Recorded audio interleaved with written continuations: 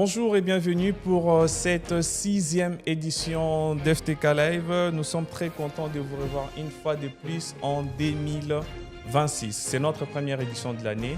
Voilà pourquoi je suis très content et je suis heureux de vous revoir une fois de plus pour cette année qui s'annonce vraiment merveilleuse. Nous allons faire beaucoup de choses ensemble au cours de cette année.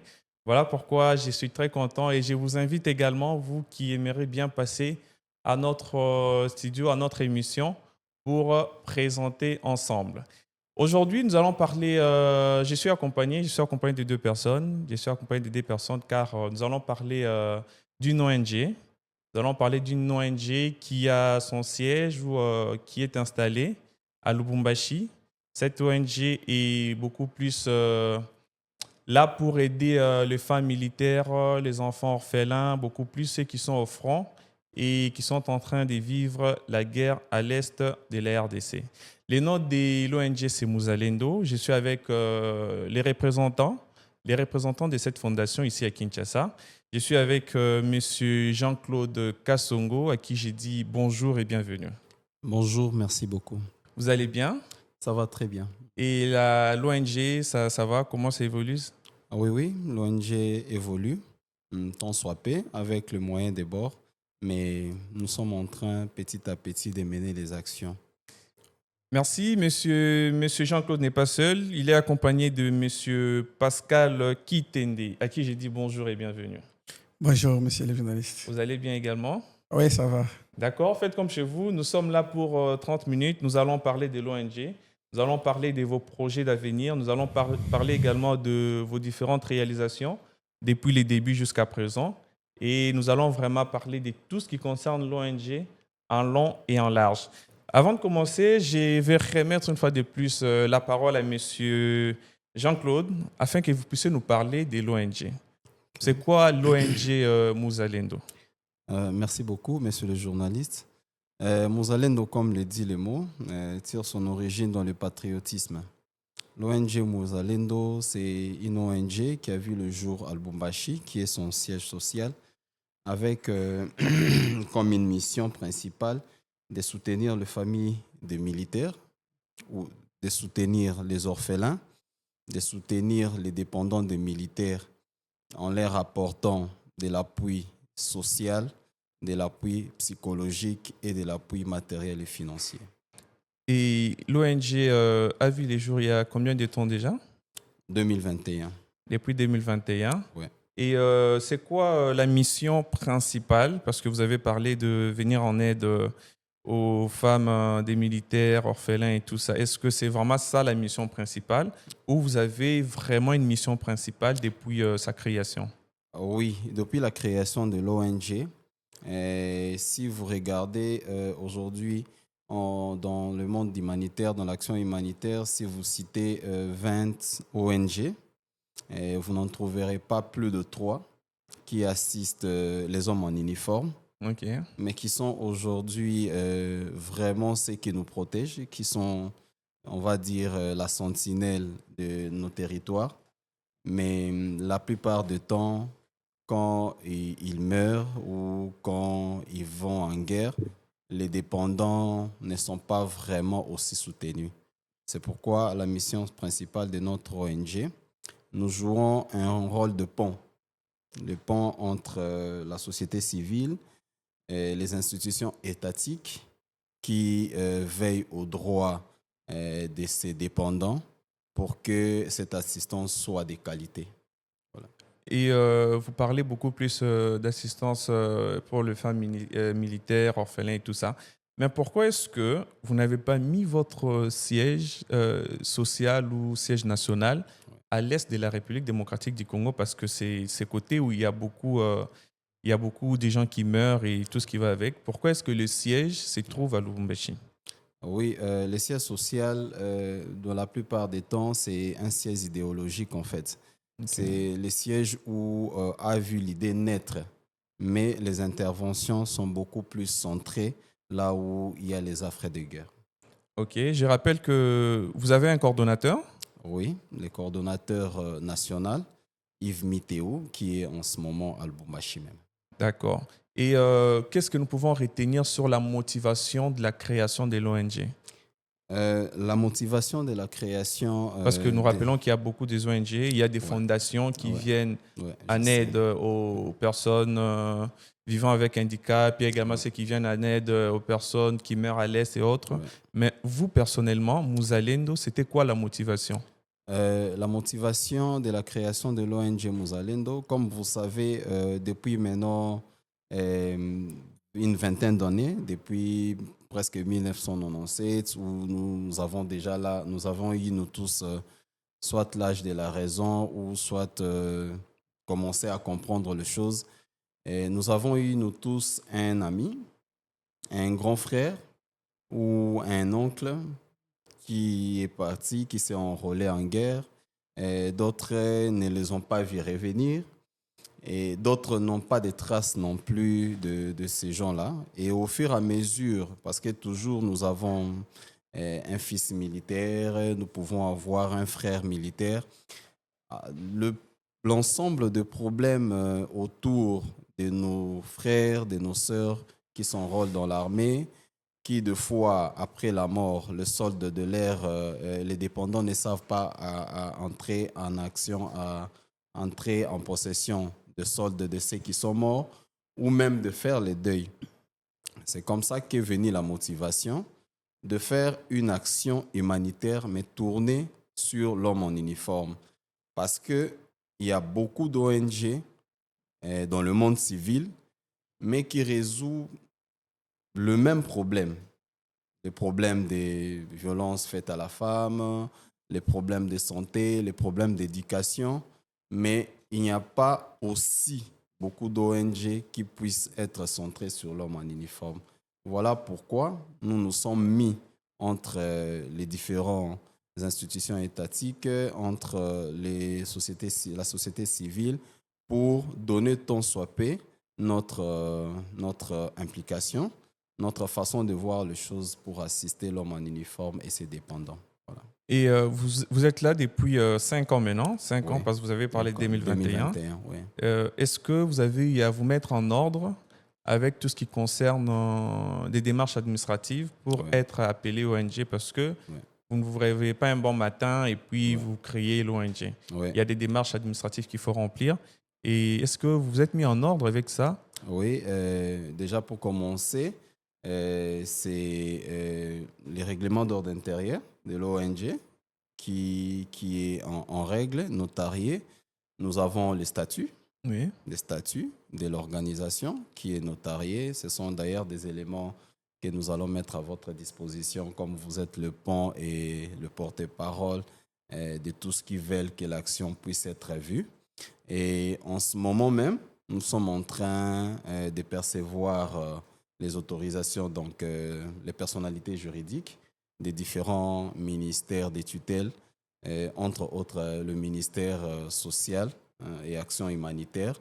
Et parce que vous comprenez aussi que le caractère, il est sécuritaire, c'est pourquoi le ministère de Défense entre aussi en compte. Voilà un peu en quelque sorte les éléments ou la documentation pour l'organisation qui est vraiment suffisamment avancée. Donc, voilà. Et si vous êtes en ordre, comme vous le dites, c'est que vous avez déjà eu à réaliser certaines prouesses dans ces domaines. Et on s'est dit, à ces stades, qu'est-ce que vous avez déjà eu à réaliser en faveur de personnes démunies, des personnes à l'est du pays? Qu'est-ce que vous avez déjà eu à réaliser? Ok, merci beaucoup. Nous avons un projet d'urgence qui est assez large, qui est vaste dans différents domaines. C'est le projet d'urgence, ceux qui sont tombés au front. Ceux qui sont tombés au front, comme vous verrez sur nos t-shirts, vous verrez ces projets-là, ceux qui sont tombés au front pour les familles méritent notre attention.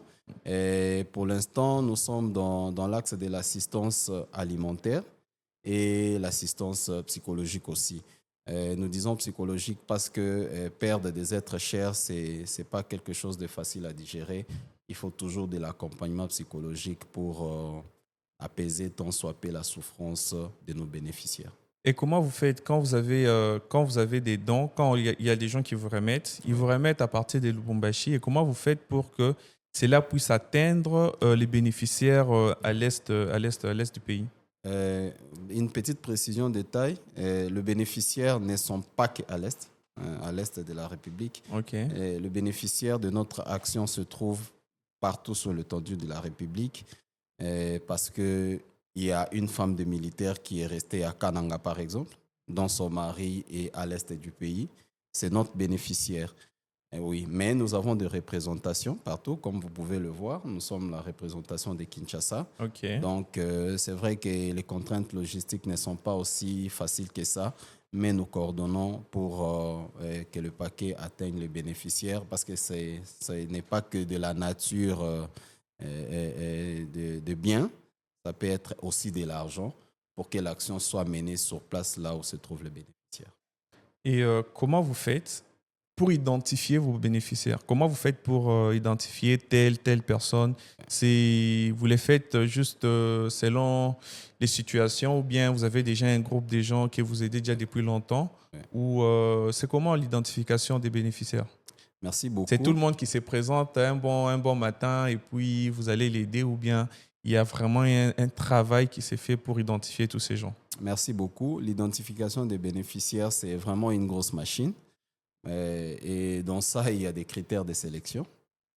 C'est ce qui nous aide à mener l'action parce que l'action est toujours limitée dans le temps et même dans le moyen.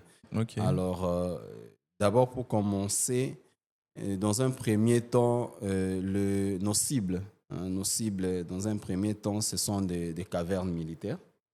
Des cavernes militaires, les hôpitaux des cavernes militaires. Et ça dépend d'un projet à un autre.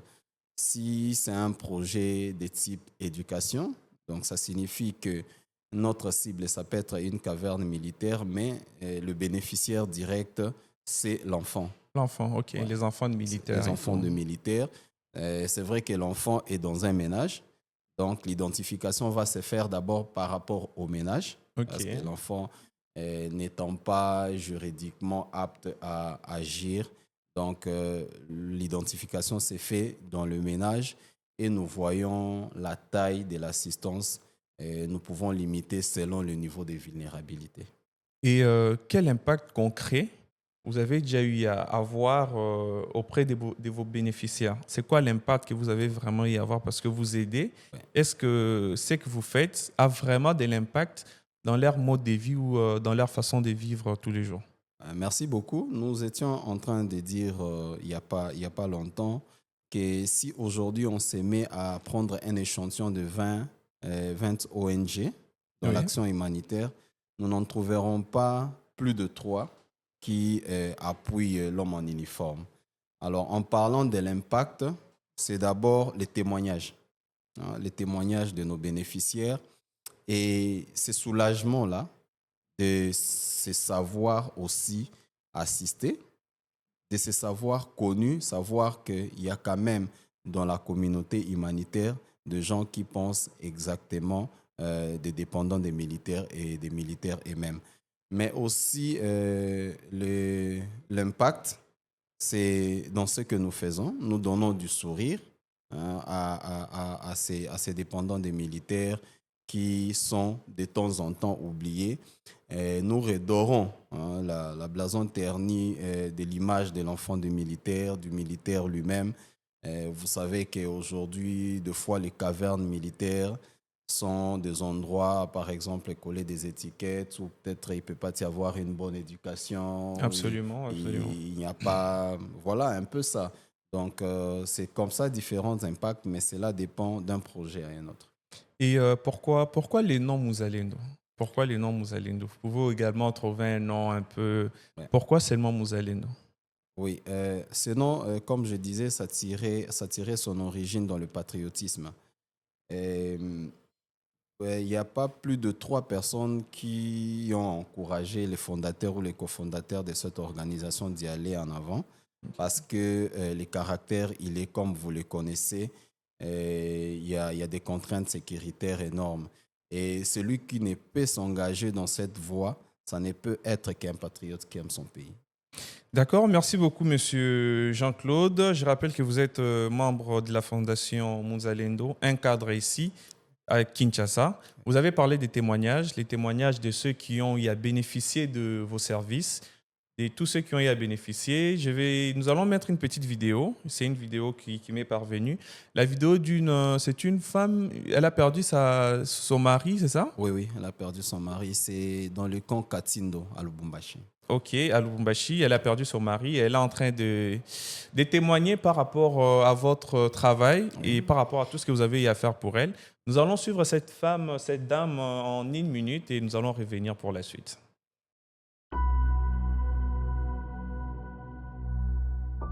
Merci mingi na orge Muzalendo na sepeli mingi na komi awa solution na ngai mobana na ngai na zwi solution ya bana ngai baza na kata Goma na zwi na sepeli mingi ndenge bofunga nzela na ngai nyonso efungwami bino bandeko na ngai bomikuti na Kasapa bomikuti na Kipushi bomikuti na Kamvang boya boluka nga boya natika bino ndenge nga na zi solution na bino pe bokoma bozwa solution ya malamu nzela na ngai efungwami bana nga baza na Goma bana nga asa kufi ndenge nakomi awa nzela na ngai efungwami yonso mikuti oza na kawana yakawa nzambe akofungula nzela na yo. Merci. Nous avons suivi la vidéo de la femme qui a témoigné en faveur, qui a témoigné les bienfaits de votre ONG. Mais j'aimerais savoir quels sont les principaux défis auxquels vous faites face aujourd'hui. Parce que pour arriver jusqu'à ce niveau, c'est qu'il y a eu beaucoup de contraintes. Mais c'est quoi les principaux défis auxquels vous faites face plutôt? Oui, les principaux défis auxquels nous faisons face, je pense qu'on peut même les catégoriser en 3. Déjà, nous avons les défis financiers, donc le financement qui n'est pas stable, parce qu'aujourd'hui, c'est pourquoi nous sommes devant le média pour lever la voix haut, pour sensibiliser, pour révéler aux gens la grandeur de l'action que nous menons. Nous avons les défis logistiques, comme vous l'avez posé comme question, si quelqu'un donne une assistance à Lubumbashi qui peut-être peut être destinée à un orphelin à Rutshuru, à l'est du pays. À Uvira, comment vous faites parvenir cette assistance. Et nous avons aussi les contraintes sécuritaires, donc la sécurité fragile. Vous savez, nous intervenons dans ce domaine ici, des fois, par rapport au logo, vous pouvez mettre un logo vert et qu'un jour on vous confonde à un militaire. Okay. Les défis sécuritaires aussi existent. Voilà un peu, en quelque sorte, les 3 types de défis que je peux relever jusqu'ici dans l'action de ce que nous menons. D'accord. Pour ne pas monopoliser la parole, nous allons passer à M. Pascal. M. Jean-Claude nous a fait voir les différents défis que l'ONG a l'habitude de surmonter, a trouvé déjà dans son parcours. Mais j'aimerais savoir comment est-ce que l'ONG fait pour surmonter tous ces problèmes et ces obstacles. Qu'est-ce que l'ONG a mis en place pour surmonter cela? Ok, merci pour la parole. L'ONG Muzalendo a mis en place des systèmes, premièrement, de sensibilisation et de la mobilisation. Vous savez, comme venait de l'expliquer notre frère Jean-Claude, qui venait de dire que nous intervenons parfois dans des zones si vraiment compliquées dues à notre sécurité. Vous savez, quitter ici, aller à la troisième zone de défense, comme Uvira, comme Goma et Bukavu, n'est pas une chose facile. Alors, nous avons eu à mettre en place, premièrement, des systèmes pour surmonter à cela. Nous sommes en train de prôner sur la cohésion nationale et aussi la solidarité nationale pour faire à ce que ces gens-là puissent quand même avoir l'accès de nous accueillir. Parce que nous ne pouvons pas aller seulement comme ça et commencer à parler de l'ONG sans pour autant étudier d'abord les terrains. Et ce sont des mesures préventives que nous avons d'abord eu à mettre en place pour pouvoir faire à ce que nous puissions arriver à l'objectif que nous avons vraiment. Et avez-vous, parce que quand il parle des logistiques, c'est qu'il faut prendre certaines choses peut-être à Lubumbashi où se trouve le siège social, Mm. les ramener peut-être à l'est, à Goma et autres. Ça demande des moyens et ça fait vraiment dépenser. Et est-ce que vous avez des partenaires ou des bénévoles qui vous appuient et qui vous aident à faire toutes ces démarches? Affirmatif, nous ne pouvons pas en manquer. Nous avons des associations partenaires qui, qui, nous, qui nous soutiennent. Nous avons aussi des volontaires locaux qui sont là, qui nous apportent aussi de l'aide. Et nous avons aussi des bénévoles parce que lorsque nous nous lançons dans des mobilisations et sensibilisations, il y a l'apport de tout le monde là-bas. Ok. Donc là, ça nécessite que tout le monde puisse y mettre quand même sa main pour qu'il y ait la réussite de l'objectif de notre association. Et comment vous faites vos sensibilisations? Vous attendez quand vous avez des activités ou c'est régulier? Vos sensibilisations, comment vous le faites? OK, nous sommes d'abord dans la campagne de sensibilisation au moment où nous sommes en train de vous parler ici. Ok. Donc, la sensibilisation, c'est fait d'une manière où il y a plusieurs personnes que nous sommes en train de démotiver, démobiliser pour pouvoir entrer et identifier premièrement d'abord les victimes. Parce que notre problème d'abord, ce sont des victimes. Quand nous entrons là-bas, dans des camps, dans des sites où nous trouvons qu'il y a des actions, vraiment, il y a des catastrophiques qui viennent de se faire là-bas. Alors, nous arrivons, nous commençons directement à sensibiliser les gens et les gens vont directement comprendre notre message et ils vont venir. C'est ça. Et ici à Kinshasa, comment est-ce que les gens peuvent faire pour s'impliquer? D'abord, s'enquérir de votre ONG, s'approprier de ça. Et comment est-ce qu'ils peuvent faire pour vous soutenir dans tout ce que vous êtes en train de faire? OK, pour que les gens puissent quand même nous soutenir, nous avons premièrement notre page Facebook. Nous en avons déjà inscrit sous le nom de ONG Muzalendo. Nous avons aussi les numéros téléphone qui est ici et notre adresse mail que je vais donner ici avec vous. Nous avons les numéros chez 081 46 25 151. Et l'adresse mail, c'est ongmuzalendo.com. Donc, c'est ça notre adresse mail. Donc, les gens peuvent directement nous rejoindre à nos pages et notre numéro téléphonique. Et ici à Kinshasa, est-ce que vous avez une adresse physique où les gens peuvent venir ou jusqu'à présent, nous sommes encore à Lubumbashi? Non, jusqu'à présent, nous sommes encore à Lubumbashi. Nous n'avons pas encore une adresse fixe à Kinshasa. Et quels sont vos objectifs? Quels sont les objectifs de la Fondation? Je ne sais pas si vous allez me parler des objectifs à court terme ou à long terme. Quels sont les objectifs que la Fondation s'est assignés? Je ne sais pas, depuis les débuts de sa création jusqu'à présent, ou les objectifs que la Fondation s'est assignés au courant de cette année 2026? Oui, parlant des objectifs, nous avons des objectifs à long terme et à court terme. Ok. Les objectifs à court terme est de renforcer premièrement de l'aide immédiate aux familles militaires éprouvées et blessées. Ça, c'est l'objectif à court terme. Et l'objectif à long terme, c'est créer d'abord un fonds de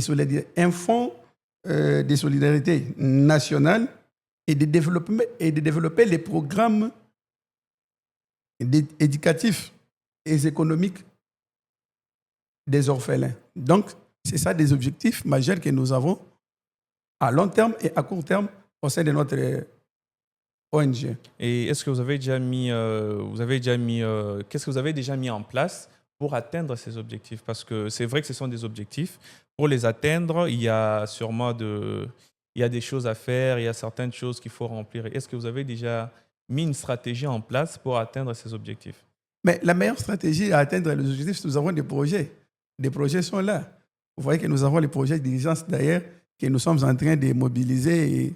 Et les projets d'urgence dont vous faites allusion, c'est un projet à court ou à long terme? C'est un projet à long terme, ce n'est pas un projet à court terme. C'est un projet à long terme. Ok. C'est un projet qui peut durer même pendant 20 ans. Ah, les oui. projets que vous voyez ici. D'accord. Nous allons revenir à monsieur Jean-Claude. Je reviens sur vous. J'aimerais savoir, est-ce que vous avez un message fort à adresser aux autorités du pays, les gens qui vous suivent d'abord, les autorités premièrement, en ce qui concerne votre projet d'urgence d'abord, et ainsi que deuxièmement, un message en ce qui concerne votre ONG. OK, merci beaucoup. Le message aux autorités, notre vœu, c'est qu'ils soient d'abord notre partenaire privilégié, le premier par rapport à l'ONG. Et par rapport aux projets, aux actions, nous espérons et nous continuons à faire le plaidoyer d'une manière ou d'une autre pour que notre nation, notre État puisse institutionnaliser l'action d'appui aux orphelins ou aux dépendants des militaires, que cette action soit institutionnalisée et qu'il y ait des politiques claires et forte sur l'assistance de ceux qui sont au front. Parce que nous comprenons que de fois, ces choses-là se font d'une manière, on ne va pas dire aléatoire, mais occasionnelle. Mais nous voulons vraiment que ça soit institutionnalisé, qu'il y ait des politiques fortes et claires où un dépendant connaît qu'aujourd'hui, si je perds mon mari, voilà, c'est à quoi j'ai accès en termes de sécurité sociale, en termes de la progéniture de nos militaires. Voilà un peu le message fort que nous avons à adresser auprès de nos autorités. Au tout début, vous avez parlé des différents ministères qui vous, je crois, je ne sais pas s'ils vous soutiennent ou vous êtes dans des démarches. Est-ce que jusqu'à présent, ici à Kinshasa, vous avez déjà effectué des démarches allant dans ce sens, où vous avez déjà rencontré certaines autorités en face, leur expliquer d'abord, parce qu'avant qu'ils viennent vous aider ou vous soutenir, ils doivent d'abord comprendre c'est quoi la chose.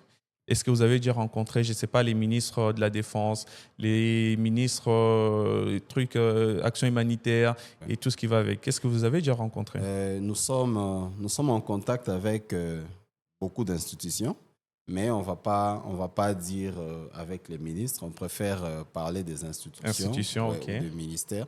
Dans ce sens-là, et nous pensons que ça va à bon train, notamment le ministère des Défenses et le ministère des Affaires sociales et Actions humanitaires. Ce qu'il faut, c'est s'aligner derrière la politique, derrière les politiques qui sont mises en place pour avoir accès à c'est pour lesquels nous sommes derrière. Donc, il faut s'aligner aux politiques. Mais nous continuons à bosser dur pour que cela soit le cas. D'accord, merci beaucoup, Monsieur Jean-Claude. Je rappelle que j'ai reçu l'ONG Muzalendo, les représentants ici à Kinshasa. L'ONG est dans des actions humanitaires, comme ils ont eux-mêmes expliqué. Ils soutiennent les personnes, les enfants orphelins à l'Est et partout dans la République. Et ils viennent également en aide aux femmes veuves, les femmes qui ont perdu leur mari militaire et tout ce qui va avec. Donc, avant de clôturer complètement, je vais remettre la parole à M. Jean-Claude pour un dernier mot. Les derniers mots, je ne sais pas à qui vous allez vous adresser. Vous allez regarder juste la caméra en face de vous pour donner votre dernier mot de clôture. Le dernier mot, c'est aux patriotes. Le dernier mot, c'est aux patriotes parce qu'il n'y a pas un plus patriote que l'autre. Donc, nous nous adressons à tous les patriotes et à qui nous demandons une solidarité nationale et une unité derrière nos hommes en uniforme pour que ceux-là fassent le travail qu'ils continuent à faire matin, midi, soir, pendant que nous vaquons à nos occupations, pendant que nous dormons, pendant que nous faisons nos siestes. Ces derniers sont là pour défendre l'étendue nationale et nous demandons la solidarité, l'unité derrière ces hommes en uniforme. Merci beaucoup. Nous demandons la solidarité derrière nos hommes en uniforme. C'est les derniers mots de M. Jean-Claude, qui est un cadre au sein de l'ONG Muzalendo, qui a son siège social ou son siège national à Lubumbashi. Ici, nous sommes à Kinshasa et c'est lui, les représentants de cette ONG ici à Kinshasa. Avant de finir, vous allez suivre une vidéo du coordonnateur national, M. Yves Miteo. C'est une vidéo où il parle de ses programmes d'urgence. Il n'est pas ici sur place, lui il est à Lubumbashi. Nous allons suivre cette vidéo avant de finir. Et c'est le coordonnateur national, il parle du projet et sensibilise également toute la population, autorité et la population simple de s'investir vraiment à fond à ces projets d'urgence. Moi, je vous remercie pour cette 6e édition d'FTK Live. Je vous remercie de nous avoir suivis, d'avoir pris le temps de nous écouter du début à la fin. Je vous remercie et j'ai fait également appel à tous ceux qui veulent nous soutenir notre magazine, ceux qui veulent soutenir notre action, de bien vouloir nous contacter au numéro qui s'affiche juste au bas de l'écran.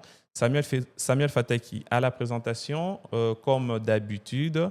Nous sommes là pour ceux qui veulent également passer pour faire valoir leur savoir en ce qui concerne la politique, les business, l'entrepreneuriat, la construction, tout. Nous sommes là à votre disposition. Contactez-nous et nous allons nous mettre d'accord pour vous faire passer et enregistrer l'une de nos plus belles émissions. Je vous demande également pour finir de vous abonner à nos différentes pages et différents comptes. Notre chaîne YouTube, c'est le magazine FTK News. Nous avons un compte TikTok qui porte également les mêmes noms, ainsi que notre page Facebook, magazine FTK News. Vous allez nous contacter et nous allons faire beaucoup de choses ensemble. Nous allons suivre la vidéo et je vous donne rendez-vous pour la 7e édition d'FTK Live. D'ici là, portez-vous bien et au revoir. Bonjour, je suis Yves Miteo, coordonnateur de l'ONG Muzalendo, une organisation humanitaire qui œuvre pour le bien-être des hommes en uniforme ainsi que leurs dépendants. Nous disons, pour chaque homme en uniforme et ses dépendants, un social équilibré, un droit recouvré. Nous avons quitté les simples mots pour poser les actes. Aujourd'hui, tous, sans exception, nous sommes bénéficiaires d'une quiétude et d'une paix, mais sans reconnaissance aucune de celles qui en sont génitaires de ces dernières au prix de leur sang, au prix de ce que nous ne leur rendrons jamais, au prix de l'abandon de leur foyer.